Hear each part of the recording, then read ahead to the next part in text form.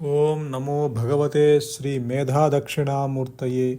ఓం నమో భగవతే శ్రీ ఆదిశంకరాయ. ఓం నమో భగవతే శ్రీ రమణాయ.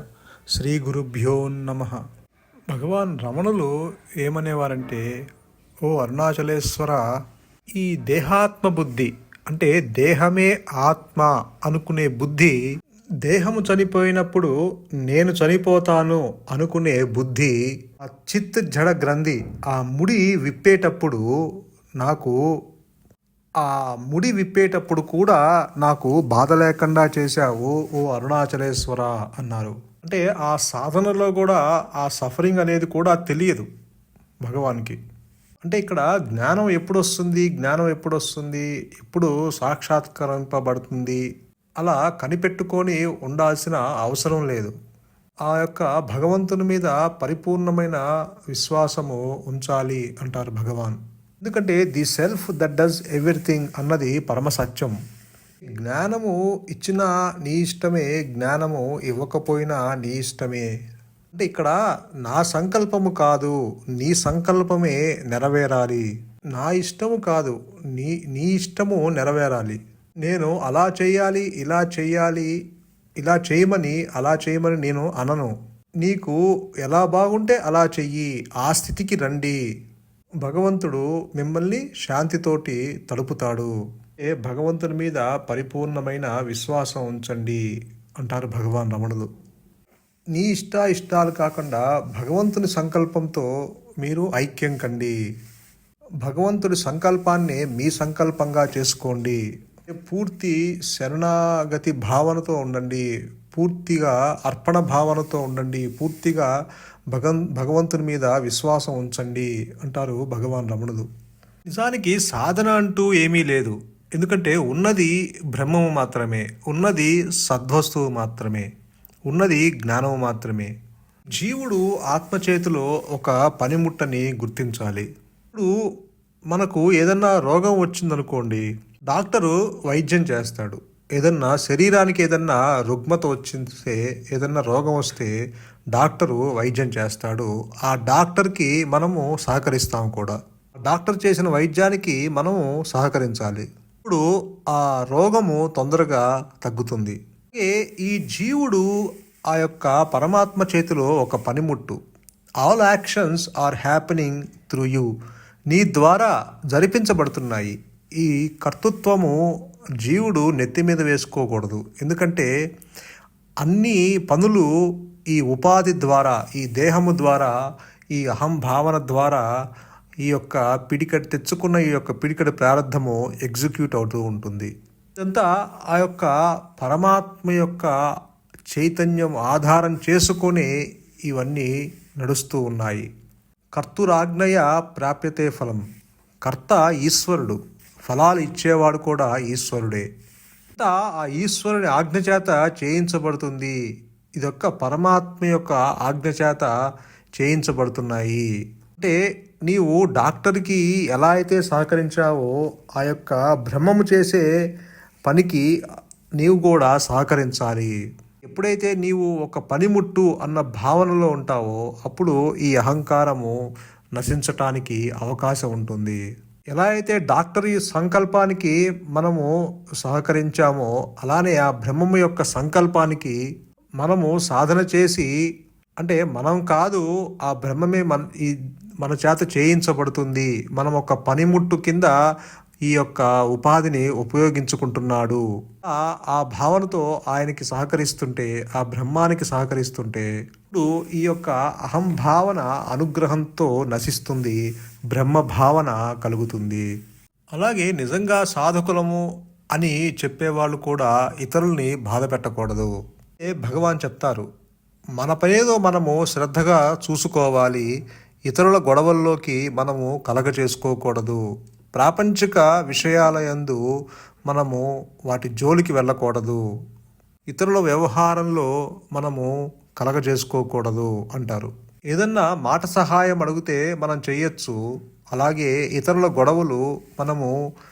గొడవల్లోకి మనం ఎక్కువగా కలగజేసుకోకూడదు. మన పనేదో మనం చూసుకోవాలి, మన కాళ్ళ మీద మనం నిలబడాలి. ఇతరులకి అనవసరంగా ఇతరుల విషయాల్లో మనము జోక్యం చేసుకోకూడదు అంటారు భగవాన్ రమణులు. వాళ్ళు ఏదైనా అడిగితే చెప్పొచ్చు, కానీ మనంతట మనం వెళ్ళి అనవసరంగా గొడవలు కల్పించి ఆ గొడవల జోలికి వెళ్ళకూడదు. అదే భగవాన్ చెప్తారు, నీకు అనవసరమైన గొడవలు కల్పించుకుంటే అహంభావన పెరుగుతూ ఉంటుంది.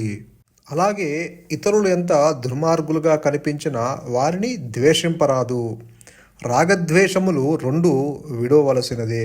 ప్రపంచ విషయముల యందు మనస్సుని ఎక్కువగా ప్రసరింపచేయరాదు. వీలైనంత వరకు ఇతరుల వ్యవహారంలో ప్రవేశించరాదు అంటారు భగవాన్ రమణులు. ఎప్పుడైతే నీవు ఇతరుల వ్యవహారంలో ప్రవేశిస్తే ఈ యొక్క అహంభావన, అహంకారము అది గట్టిపడుతుంది. మనము ఎంతెంత అణుకువతో ప్రవర్తిస్తామో అంతకు అంత మేలే అవుతుంది. మనస్సుని వశపరుచుకుంటే ఎక్కడైనా ఉండవచ్చు అంటారు. ఎందుకంటే మనస్సు లేస్తే సమస్తము లేస్తుంది. మనస్సు అణగారితే సకలము అణిగిపోతుంది అంటారు.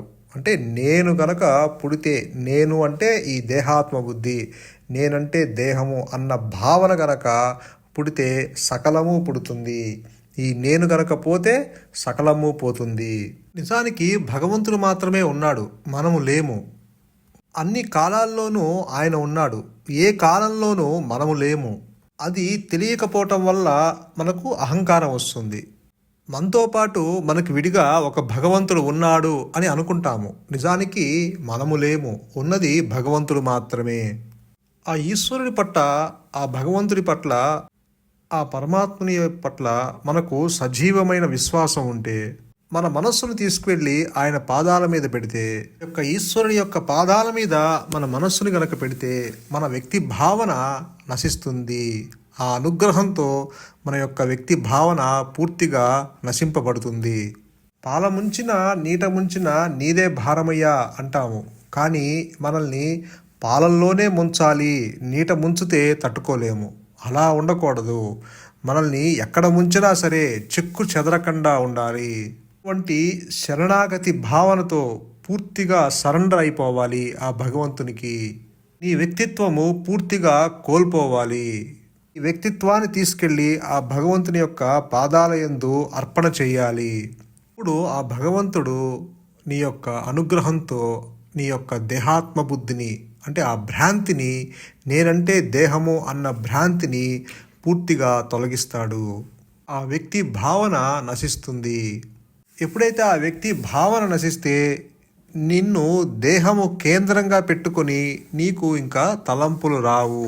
వచ్చినా అవి నిన్ను బంధించే తలంపులు కావు. ఏదైతే నేను నేను అంటున్నామో ఈ దేహానికి పరిమితమైన నేను అనేటప్పటికి ఏ దేహమైతే నీకు స్ఫురిస్తుందో, ఏ అహం భావన అయితే స్ఫురిస్తుందో, ఏ బుద్ధి అయితే నీకు స్ఫురిస్తుందో, అంటే ప్రతి ఒక్కరికి నేను అనేటప్పటికీ మనకు దేహభావనే కలుగుతుంది. ఇటువంటి ఈ నేనుని తీసుకువెళ్ళి ఆ భగవంతుని యొక్క పాదాల యందు సమర్పిస్తే నువ్వు త్రిగుణాల్లోంచి బయటపడతావు, గుణరహితుడు అవుతావు. ఈ వ్యక్తి భావనలోంచి నువ్వు బయటపడతావు. ఎందుకంటే ఈ గుణాలే నీకు వ్యక్తి భావనని కలగజేస్తాయి. కొంతమంది ఏమో ఆత్మని దేహం అనుకుంటారు, కొంతమంది మనస్సు అనుకుంటున్నారు, కొంతమంది ఏమో బుద్ధి అనుకుంటున్నారు, కొంతమంది ఏమో తెలివి అని అనుకుంటున్నారు. ఇదేమీ కాదు. అనుగ్రహం చేత వీటి నుంచి విడుదల పొందటమే. అంటే నేను శరీరాన్ని కాదు, నేను బుద్ధిని కాదు, నేను ఆలోచనలు కాదు, ఇవేమీ అనుకోవద్దు అంటారు భగవాన్. ఇలా అనుకుంటాం వల్ల నిన్ను ఎవరో నిన్ను బంధించట్లేదు, నీకు నువ్వే అనుకోవడం వల్ల నువ్వే బంధింపబడుతున్నావు అంటారు భగవాన్ రమణులు. ఎందుకంటే మనము ఆత్మని దేహం అనుకుంటున్నాము. దేహం చనిపోతే మనం చనిపోతున్నాం అనుకుంటున్నాము. దేహం చనిపోతున్నప్పుడు చనిపోతున్నాను అన్న దుఃఖం వస్తుంది. ఎందుకు దుఃఖం వస్తుంది? ఆత్మని దేహం అనుకోవడం వల్ల. ఎవరైనా మిమ్మల్ని పొగిడితే మీకు పొంగిపోతారు. ఎందుకంటే ఆత్మని మనస్సు అనుకోవడం వల్ల. ఆత్మ మనస్సు కాదు, దేహము కాదు. ఈ తెలియక కంగారు పడుతున్నారు. కానీ ముందు అర్థం చేసుకోవాలి. అంటారు భగవాన్ రమణులు. అర్థం చేసుకున్న దాన్ని మననం చేసుకోవాలి. ఆ మననం చేసిన దాన్ని ధ్యానం చెయ్యాలి.